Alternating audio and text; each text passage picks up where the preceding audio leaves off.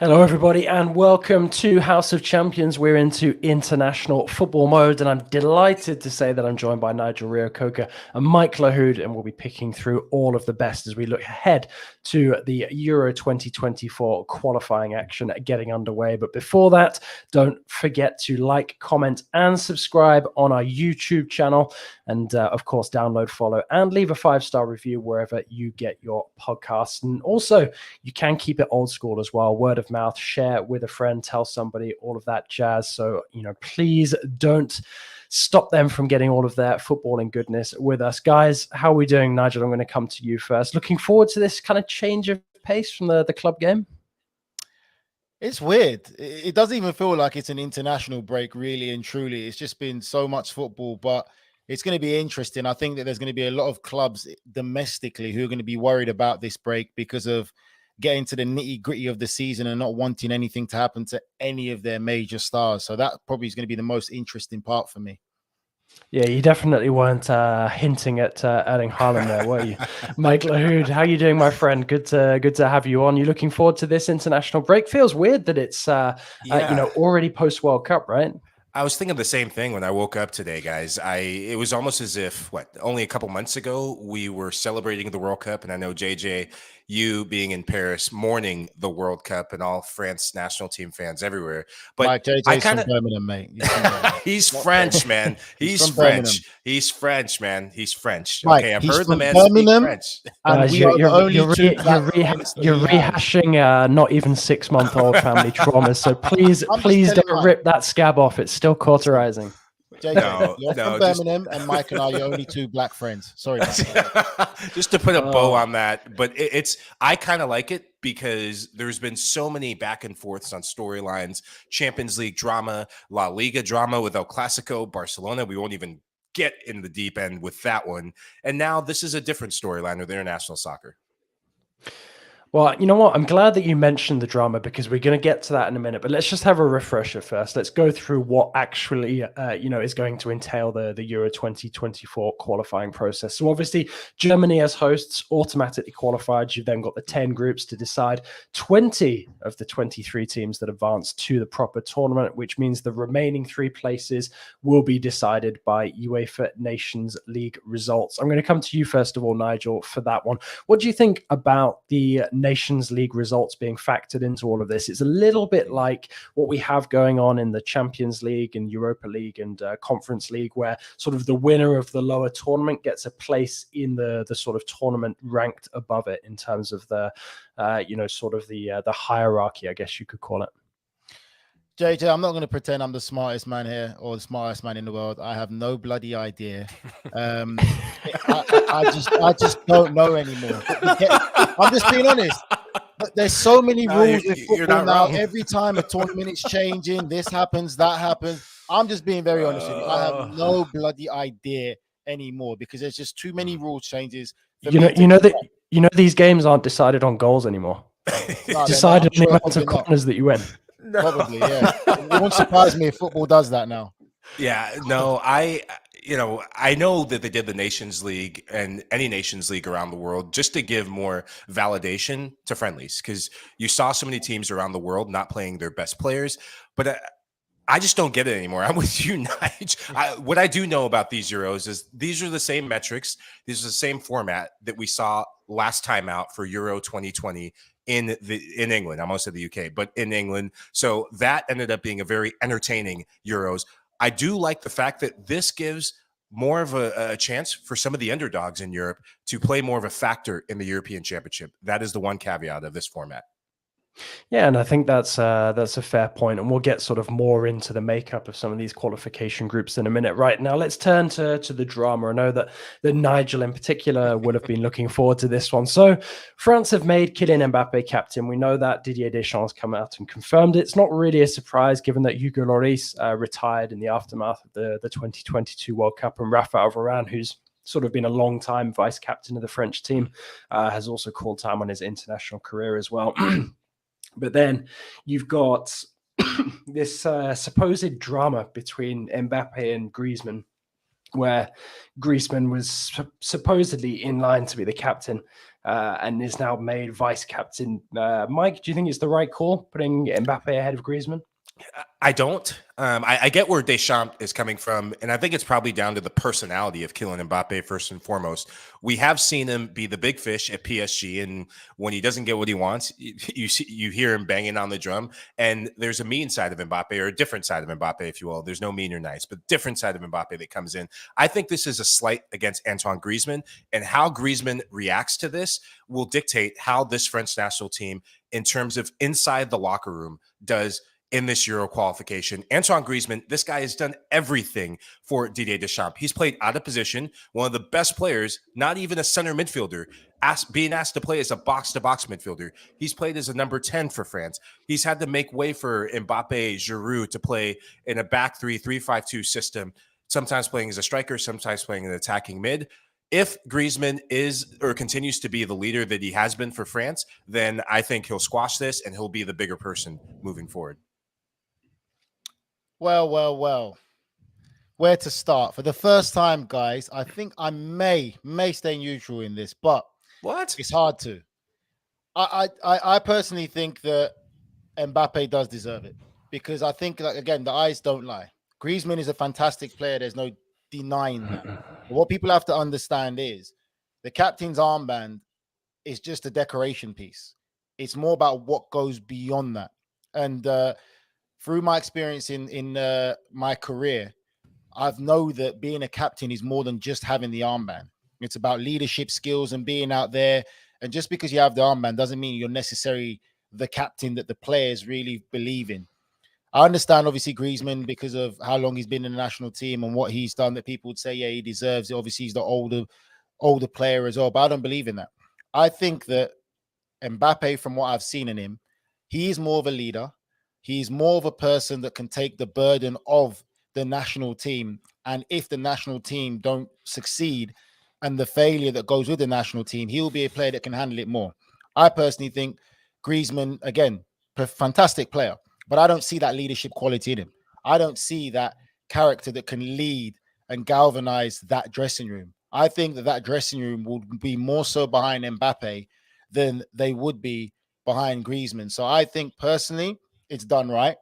I also think that he's probably had a big influence from somewhere up in French Football Federation and the whole, let's be real about it, marketing and everything that goes with the modern game of football now plays a part. Mbappe is a player that's marketable around the world and can be more of a representation for France, the nation, than Griezmann can. So that does play a part. There is some politics involved in this decision as well.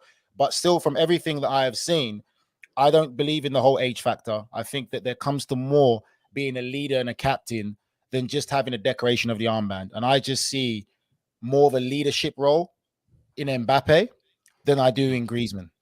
I think it's interesting you say that, but JJ, I know you have a comment to make. You go first. Oh, no, I was just going to say to the listeners, keep those comments coming in. We've got Ed going a bit Jekyll and Hyde. One really boiling hot shout of Adrien Rabiot potentially being captain, and then one about Nigel Reo-Coker being sort of the standard to which captaincy has to live up to, which I think is a fair shout. But there you go, Ed coming up again. Mbappe is definitely no Nigel Reo-Coker when it comes to leadership, and I think we can all agree on that. So true, Ed. You're right. Just before throwing this back to Mike, yeah. I'm going to add my 2 pence in here. Before World Cup 2022, and I know obviously it's a huge stage to step up and deliver on, would we have said that Griezmann had that much longer left in his career at the top level? Because personally, I felt that Griezmann was lucky to hold on to his starting 11 place going into that World Cup. Now, he's just turned 32. I'm not saying that rules him out from being the captain. In fact, if anything, that could probably be an argument in his favor. But also at the same time, when you've got somebody like Mbappe, who's already shown that he can lead both in terms of being a vocal leader and in terms of the example he sets on the pitch, do you really overlook that? Because realistically, if you make Mbappe captain of the French national team now, he's probably not going to hand over that armband until the end of his time with the national team, which logically is at least going to be 10 years long, if not more. So, you could say that Deschamps is making a long-term decision here that, okay, might be undone by a future coach, whoever that might be, Zinedine Zidane, cough. But, at the end of the day, Mbappe is French footballing royalty in a similar way to Zidane, was in his day. And it makes a lot of sense. I think I can see both sides of the argument here. It makes a lot of sense that you make the decision in Mbappe's favor now because he can deliver at this moment in time, but also in the future as well. Whereas with Griezmann, we're really expecting him to play a major role beyond the Euros because at the end of the day, Deschamps is going to oversee the Euros and the World Cup. It's a 2-tournament cycle. Are we expecting the same from Griezmann to be part of that? I'm not so sure that we are. Now, that's not to say that Griezmann's not an important figure in the French national team setup. He is hugely important, had a very good World Cup as well, unexpectedly so. I just think that, for me, I think it's the right call. I don't think you can guarantee that Griezmann is going to be at that same level much longer. In fact, to be honest, I'd be surprised if he didn't drop off a bit in these qualifiers. But equally, I think, big responsibility now comes, for Mbappe. We've shown him without the armband being able to lead the nation. Now he has it. Can he sort of live up to those expectations? You'd suspect that he can. But equally, at the same time, this is also going to be a challenge on those young shoulders. JJ, quick question for you before we shift our focus. What's been the reaction in the French media and amongst the French people to this decision? I mean, there's been speculation that Griezmann, might consider retiring, which I think is a bit silly, really. But, a lot of what you read in the French press is quite silly. There's been some people as well suggesting that there's been a bit of disrespect, and that's not just the journalists, that's former players as well. You've got the likes of, Robert Pires coming out suggesting that it was a lack of respect. And I think as well, you got to bear in mind, some of the players who have sort of, stepped out of the international limelight in the last couple of months as well. Not just Lloris and Varane who were there at the World Cup, but you've got Benzema as well. So obviously there's been a lot of debate about sort of what impact, keeping Didier Deschamps on has had on this French national team. Let's not forget as well, it was the final act of Noël Le Graet's French Football Federation presidency as well. He's now left in disgrace. There's going to be a new president put in place in the summer. So there's a lot of stuff being said about, the setup in and around the French national team at the moment, not just the French national team. But I'd also say that, making this decision in Mbappe's favor has probably created a bit of positive buzz these last few days. And obviously ahead of the game against the Netherlands at Stade de France to kick off the qualifiers, that's probably a good thing to have to kind of keep that feel-good factor going around the team. Because let's not forget, nobody expected them to make that deep run to the final, or at least not at the beginning of the tournament in Qatar. And there is, a lot to feel positive about for France moving forward. I mean, you look at some of the talent that's just being added to the squad, and it could be, potentially good times ahead for Les Bleus. And you guys must have loved this as well. I think I dropped the video into the chat the other day. Lilian Thuram sending off his two boys, Marcus and Kefren, to training. Let's just take a look at it. So yeah, basically Lilian Thuram being the embarrassing dad, to his two talented young sons. But no, I mean, to see somebody like Kefren getting called up, recognizing his fantastic form with Nice, I think that's great. And look at this squad now; it's loaded, with potential young talent. It is really, really exciting.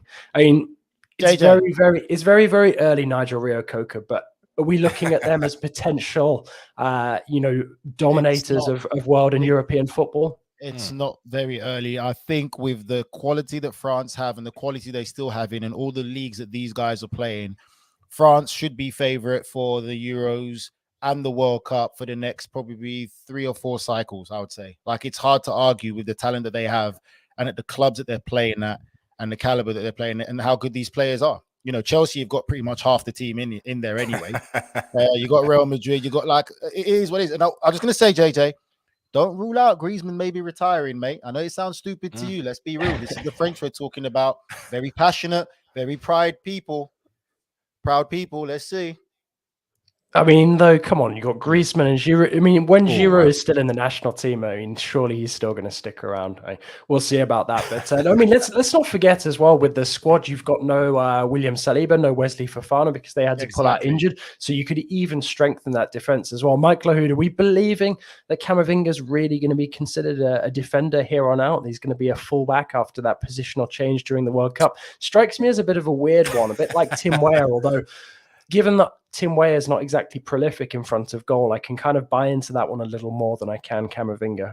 Camavinga has become the ultimate utility player around the world. We've seen it at club level. We saw it in the World Cup. And I'm not going to give Nigel any props, but I'm becoming more of a believer in Camavinga since the World Cup at Real Madrid. Nigel, you did not influence me in that. My own Yes, I eyes did. did Yes, I watching the did. Champions League. That's If all I I'll say. didn't say But it, it wouldn't have registered in your brain for your eyes to pay yes, it attention. would have. There you JJ, go. before we Yeah. get into the arguments over nothing, I will say this. When you're a player within a squad, your value sometimes goes up more if you play multiple positions. You know the manager can trust you, or the manager knows he can trust you to throw you in anywhere on the field, and you're going to deliver. And I think Camavinga is becoming that sort of player for France.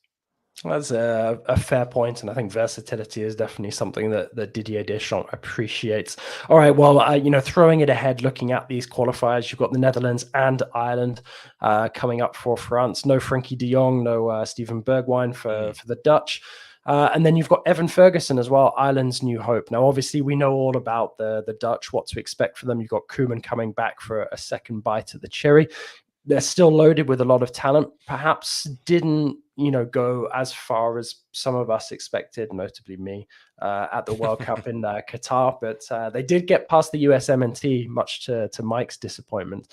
But is this a team, Nigel Reo-Coker, that we're expecting big things from in these qualifiers, or do you think that there could be difficult times ahead for Koeman now that he's come back for his second spell in charge of the Dutch national team? I think there'll be difficult times ahead. I think the Dutch, for me, still, they've got a great squad of players, an abundance of talent, but they just seem to still, in my opinion, are missing that X factor. And I don't know how to describe it or put it into words. I know people will be like, oh, no, they've got Gakpo. And no, they're still missing that real X factor. And I think Excellent, Xavi Simons. Yes, I'm happy. Thank you. I'm happy we're talking about this kid. Since Cody Gakpo left, this is the heir apparent at PSG, and I think the heir creative apparent in midfield. A good Dutch team has a creative attacking midfielder. I think at the World Cup, that's where they struggled. Too many of the same midfielders, Frenkie de Jong being a cut above, but he's a deep lying playmaker. There was not enough connectivity from midfield to front, and I think that's what hurt them at the end of the day. But if you can get Xavi Simon games in the Euros or in these qualifiers, then I think it'll pay dividends at the Euros. Well, so I'm you going to guys disappoint. you've just contributed to what I was saying and then you just taken over, but I like it. That's what I'm saying. They're missing that X factor. Michael and JJ brought in that X factor. Nigel rests his case. Well, disappointing any PSG fans listening out there. I'm not sure that Xavi Simons will be returning to Paris, but let's wait and see what the next couple of months have in store. Obviously, we do know that there is that possibility, that kind of gentleman's agreement alongside his contract, that there could be a way for PSG to recuperate him from PSV. But given the way he's exploded, I don't think even staying at PSV is necessarily the way forward for him to develop his career when you've got some of Europe's biggest clubs knocking on his door. Now, just before we go to a break, we're going to throw it to the Premier League quickly, channel the spirit of James Benjamin here. Evan Ferguson, Ireland's new hope, and obviously producer Des as well, making his glib comments in the chat about Antoine Griezmann getting his decision video ready about his potential retirement. But Nigel, how highly do you rate Ferguson? And is he somebody that could perhaps, I don't know, lead Ireland on an international renaissance at some point in the future? I think it can. I think it is. I think for me, again, with Ireland, it's just been it's been a long process. I think that they've missed the ball in the sense of really developing the young players and stuff like that they've got, because they always have talent. But I think whether it's been a lack of cohesion in the development process and getting them out there playing and continuing to build on momentum, that's gone missing. And again, if you look at what Wales did, when Wales brought back some ex-players and got them involved in the system, Wales's rise isn't a shock. Wales's rise is because of development and recruiting and getting these players to want to represent Wales and really putting effort into the younger age groups and the youth. I think he can be definitely someone that can make a big difference. but they're going to need a lot more than just Evan Ferguson. And let's see what they do next. Yeah, I agree with you, Nige. I think that they have a real chance in terms of really developing the potential of a player like Evan Ferguson. Another player, Obafemi, up top. Look, if you're Ireland, you don't have the Roy Keanes. You missed out on Declan Rice. You missed out on JJ's wallbanger of a hero, Jack Grealish. And now you just are who you are. Get the ball forward and get it to your two best players who play up top. I think if you have Obafemi on one side, Ferguson on the other, Ferguson is becoming a more dependable goal scorer in the FA Cup. I mean, this guy scored a goal against league leaders Arsenal, so you know he's got a bit of stuff about him. I've got Des coming up with an extended list of the players who have snubbed representing Ireland over other nations, and he's still typing. That's a long list. We don't have exactly. As we go into the break, he's still typing. So yeah, we will take a short break, guys, and be back quickly. Absolutely magisterial here.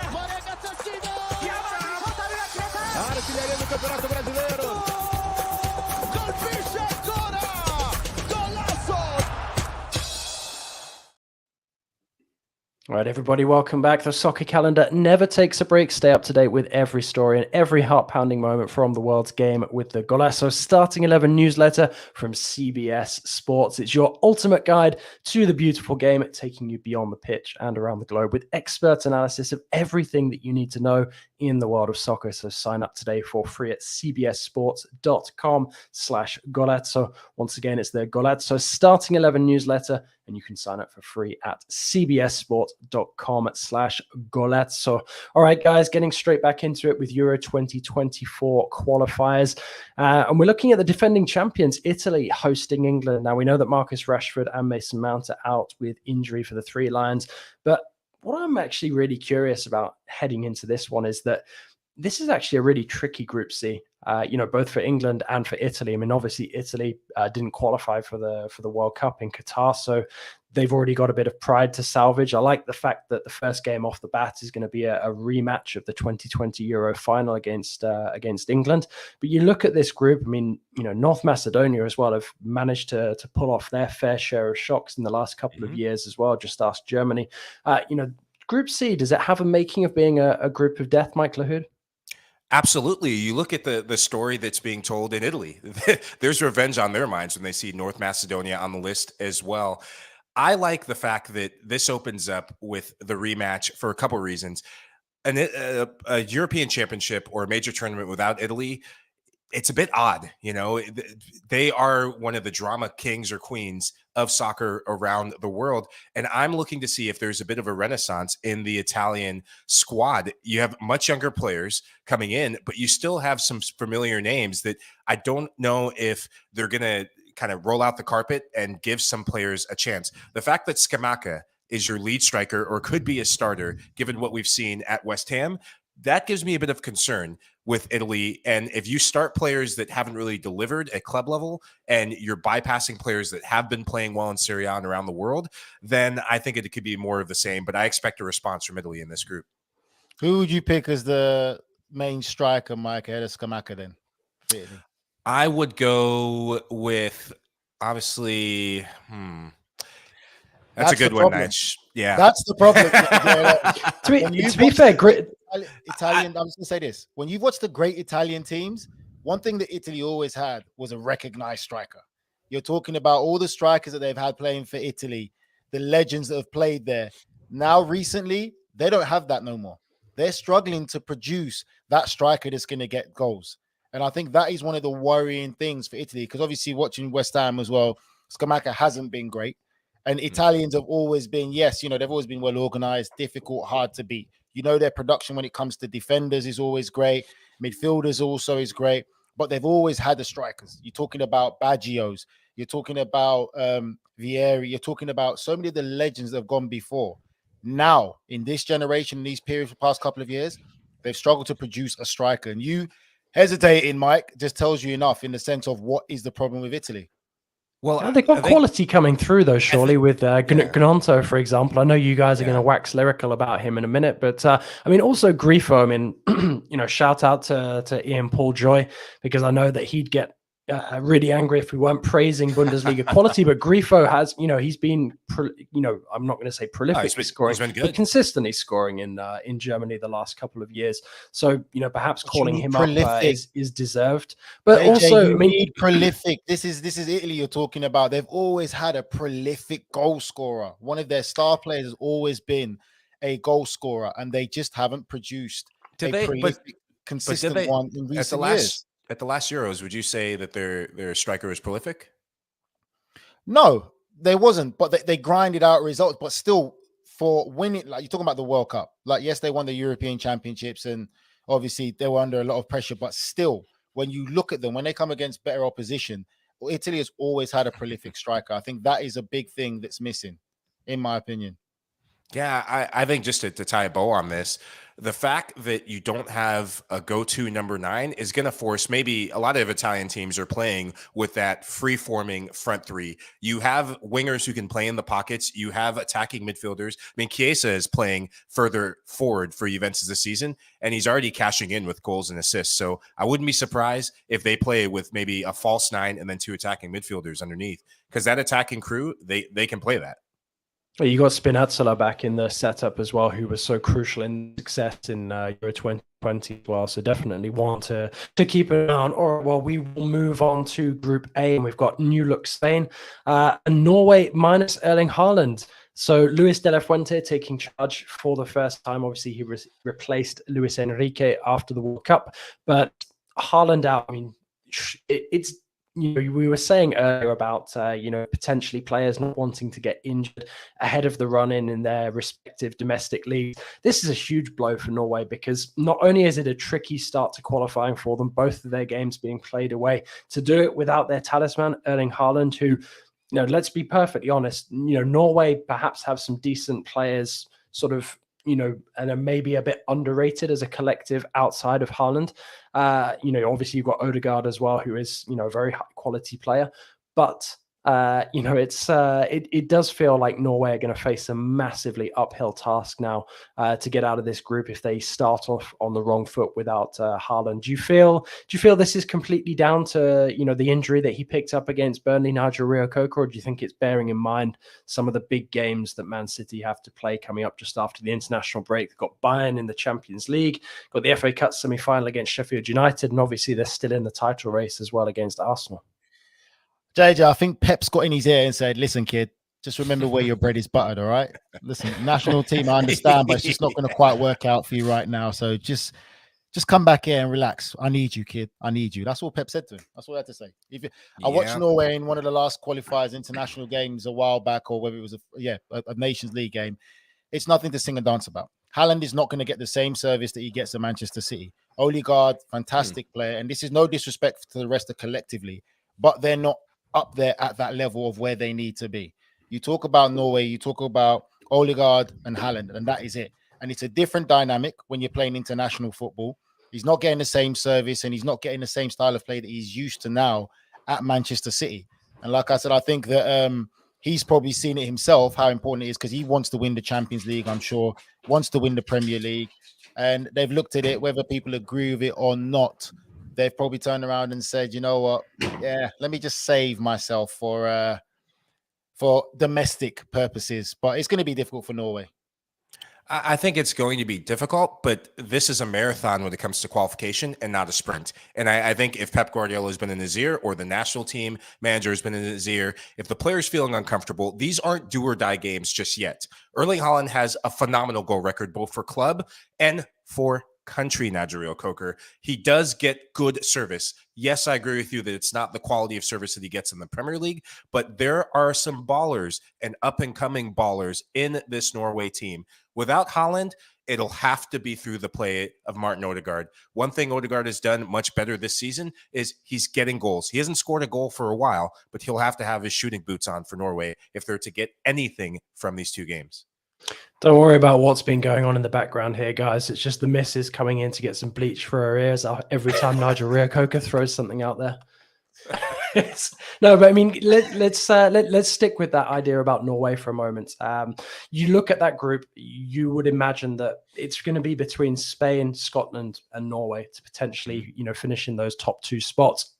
Obviously, we would consider Spain the heavy favourite to finish at the top of the pile, but that's a big opportunity for Norway to potentially get that second place and qualify for the Euros. You and can't to not JJ, have Haaland.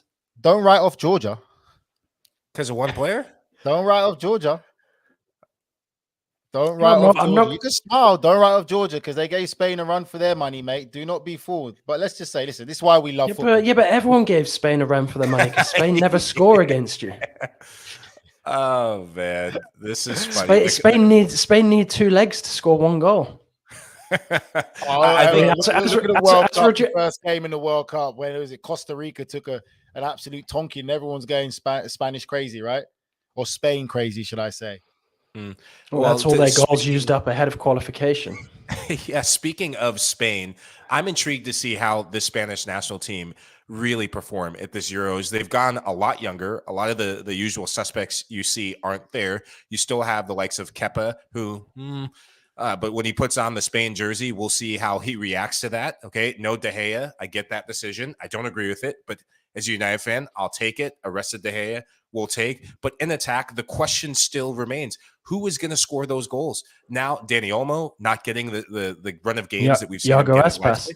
Oh, Iago's back. Oh man, no, it doesn't translate for what he does at Celta for the national team. I think Nico Williams, that is a player who I liked from the recent World Cup. I think that this could be the sort of platform that he thrives in, being one of the go-to players. I mean, that's fair. Nigel, what did you make of Sergio Ramos's comments where he came out and basically said, I got a call this morning from the new manager. He's told me I'm not going to be in the squad and that my international future is over. And it basically forced him out. Obviously, the season not going the way that he and PSG would have wanted going out of the Champions League, no Coupe de France as well. But to be fair to Ramos, he has proven that he still maybe has like 1 or 2 years left at some level quite close to the top. I wouldn't say necessarily in the Champions League anymore. Then again, he didn't look awful against Bayern as PSG went out. Do you think that it's a mistake maybe from De La Fuente to leave out so many of these experienced heads? I think it's a big gamble. It's a big call. But I agree with you, JJ. I think Ramos has been one of the shining lights for Paris Saint-Germain in recent weeks. And like you said, his performance against Bayern Munich was great. I feel he's got a lot to offer, but it seems like the new direction that Spain is taking now is this next generation. And like Michael said, the biggest problem with Spain still for me is I don't see them really defensively a problem or in midfield. They've got an abundance of talent. It's goal scoring. It's scoring a goal, putting the ball in the back of the net. That is the biggest problem with this Spanish team. Again, you can't talk about the talent that they have, but you can talk about, again, that lack of killer instincts, that lack of X factor that's needed most in the final third. They'll keep the ball. They'll play beautiful tiki-taki. They'll bore you to death with how beautiful football they play, but they're lacking that X factor put into the back of the net in the final third. I think Ramos can feel hard done by, but he's not the first senior player or good top international that it's happened to. It happens to a lot of them at the end of the day. And this is the business that football is. You know, some nations or some countries, some clubs know how to treat their senior players and people who represent them for a long period of time way better than others do.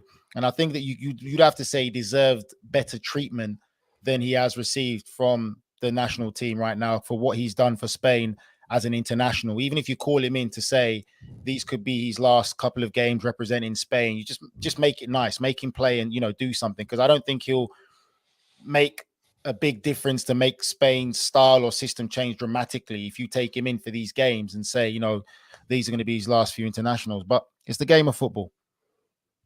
Guys, keep those comments coming in. Just saw Rafa Cardenas throwing in there that Iglesias was a surprise omission from the squad. Totally agree with that. And it's difficult to see where the goals are going to come from for Spain. But the Spanish aren't the only team with a new manager in charge, and we'll get to more of that shortly. Welcome to the UEFA Europa League on Paramount Plus. What a night! Your home for more ultra-competitive, world-class soccer. Where Europe's elite and soccer's Cinderellas pump out that one-of-a-kind white-knuckle excitement that grows with every cut, every cross, and each and every... The UEFA Europa League. Stream every match live exclusively on Paramount Plus. Welcome back, everybody. Well, right on to another team who have a new manager in charge now. You've got Portugal, who have Roberto Martinez. Martinez obviously oversaw the disappointing World Cup with Belgium in Qatar, yet he's failed upwards, many would say, and landed the Portugal job. And he still finds himself with Cristiano Ronaldo, who incidentally has hit the ground running with Al Nassr since he moved to Saudi Arabia. Mike Lahoud, I'm coming to you first.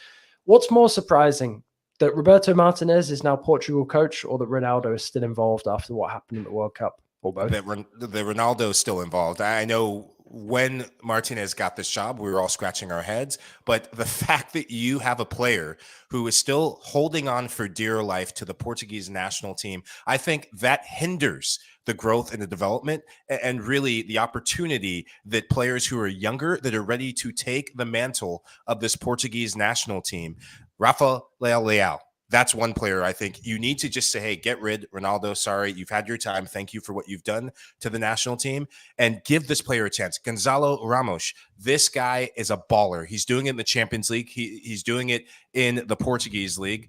And I'm a bit disappointed in this decision, but I can also see it if you're a new manager. You don't want to ruffle every single feather by making a controversial decision like this. I think in time we'll see him phase out Ronaldo. Have you not been looking at his numbers, though, in Saudi Arabia? 9 goals in 8 games. He's only like 6 goals off of being top scorer in the league already, and Al Nassr, I think, are 1 point off of the top team. So, yeah, it's I guess if we're going statistically, Ronaldo is still earning his spot in this squad. Nigel Reo-Coker, what do you make of it? Is this nonsense, or do you see the logic in Roberto Martinez sticking with CR7? JJ, we've spoken about qualifications, how the game's changed, this and that, and I was baffled. This is another decision for me that I'm completely baffled on both ends as well. Like I'm still just trying to understand it, but I didn't make the decision, so it is what it is. But I agree with Mike. I think for me, it's a point of selfishness now. Is it really that we're still on this desperation of marketing and everything else that goes on, that you cannot see that there's a new generation of Portuguese players coming? They need to be brought through. They need to be playing to get the experience early now. Ronaldo is an absolute legend. He's a Portuguese great. But still putting him at this level and everything, and we saw it with our own eyes at the World Cup, it's a hindrance to the team. And it's a point of, it's just, for me, it's a point of, I believe it's just selfishness now. It's just complete selfishness now. There's a time, a moment that you have in your spotlight, and then there's a time just to bow out gracefully. He could bow out gracefully, but it's not his decision. I mean, whether it's, again, the Portuguese FA, and if it's to do with marketing because he is Ronaldo, for me, you're just hindering yourself and you're stopping the progression of the great young talent you have coming through. It's just baffling. It really is baffling. And, you know, you said it, that Martinez had a great opportunity with Belgium. And obviously some players made some comments which kind of let you know an insight on how that dressing room felt about the manager. And then he goes and gets this Portuguese job where, again, you've got a bunch of great young talent coming through. And it's, I don't know, it's baffling for me. I think just a small caveat to remember as well when we talk about Ronaldo. He's 38 now. He'll be 39 at the next Euros. That's a massive gamble that you're taking in terms of the growth of some of the other players. With Roberto Martinez, though, he likes to play a back three. We saw that with the Belgian national team for his tenure. We could potentially see a freshening up of this Portuguese lineup or this roster. I don't know how that will translate to this Portuguese national team, because just about every team outside of Sporting Lisbon plays some semblance of a 4-3-3. I know Sporting has that back three and they're doing well in the Europa League, but I just have a lot of questions about how he'll lead this team right now. Oh, you guys will be delighted to know then that Pepe is still in the squad. So that's 2 semi-geriatric players that are going to be starting in this Portuguese side. No, but you know what, JJ? I'm gonna defend Pepe though, because the thing with Pepe is he's a defender. I'm glad that you're doing this though. So what sets Pepe and Ronaldo apart, except they play different positions, obviously? Pepe's job is not to put the ball into the back of the net. It's to stop the ball getting into the back of the net, which for me is easier and achievable than that. When you're looking at the likes of Ronaldo, you're talking about the high demands of creativity, scoring goals, being able to go up there and this and that. Pepe can really lead because Pepe really is one of the best defenders to play the game. He knows the art of defending. He can teach the younger generation. We've seen Ronaldo recently go up there and supposed to be a leader, and all I've seen him do recently is throw his arms in the air, moan and this, and it just seems to be all about him. And if it's not all about him, it's not going to be a happy camp, and that's the problem you have. Pepe's just gone in, done his job, defended, and I think he can be very influential to the next generation because they can still learn from him. But I think Ronaldo now, it's time you bow out. Like Mike said, you have Rafael Leao. That team can be built around him and be very successful for a good couple of years to actually compete to win something. Yeah, one player just to touch on quickly, though, you can have Pepe in as the influential figure, as you said, but Pepe's injury problems this season, it comes with age. It comes with being a defender who's not afraid to get into tackles. One player, Gonzalo Inacio. We saw him play at the Emirates, standout performer in that back line against Arsenal. He's one to keep an eye on in this Portugal squad. All right, guys, and then moving on from Portugal, who have a new coach, to Belgium, who have replaced Roberto Martinez. Obviously, this one was a bit of a surprise for me. Domenico Tedesco moving over from club duty to international duty. No Eden Hazard anymore for Belgium. Kevin De Bruyne is the new captain. Mike Lahoud, going to ask you for your quick thoughts, followed by Nigel. Is this the right decision? Is this, first of all, the right manager and also the right skipper for the Belgians? I can answer the easiest one. It's the right decision to name De Bruyne as captain. He was vice captain under Martinez. And there was a match I saw last year between, I think, the Netherlands and Belgium in Brussels. And you could just see a difference once De Bruyne was on the field as a captain. I mean, he scored goals, had assists. And as soon as Hazard came on, it just deflated the team. It was almost like this entitlement factor of, oh, well, he's Eden Hazard. Let's just keep him with the armband. I think this Belgian national team can now function in a healthier way. You know who your talisman is. You have younger players who are still coming through that can build around them, and I think you'll see more balance in the team. In terms of Tedesco, I was very surprised by that decision because I think when you have that much talent, and there's still talent within this Belgian team, you need a manager who's going to command the respect of Kevin De Bruyne. I'm not sure if Tedesco is that sort of manager. Personally, I don't really give a damn. The golden generation of Belgium is gone. They're not going to win anything. So let's talk about Belgium a couple of years down the line. That's what I have to say. But De Bruyne as a captain, I like, but I don't give a damn other than that. Look, I mean, you guys cannot accuse us of not delivering the best insight, cutting edge punditry from Nigel Rio-Coker once again. All right, guys, final thoughts, and obviously, we're close to finishing up and wrapping up here. But there's been a couple of things that have piqued the interest of certainly of the online community the last couple of days. Today we had Mesut Özil announcing his retirement. I'm going to get thoughts from both of you quickly on that. Is this a player where, I mean, obviously we had some great memories of Özil, both at club level and internationally, but is he also a player who perhaps didn't quite tap into the best of his potential ability? Because we saw flashes of his absolute genius at times, but it never really feels like we saw it over a consistent basis. I know that many feel he outstayed, either his welcome at Arsenal by the end, or perhaps stayed a bit longer than he perhaps should have, with the Gunners. Nigel Rio-Coker, is this somebody who was a bit of a flawed genius? Talented player. Unbelievable natural ability, but he only played when he wanted to play.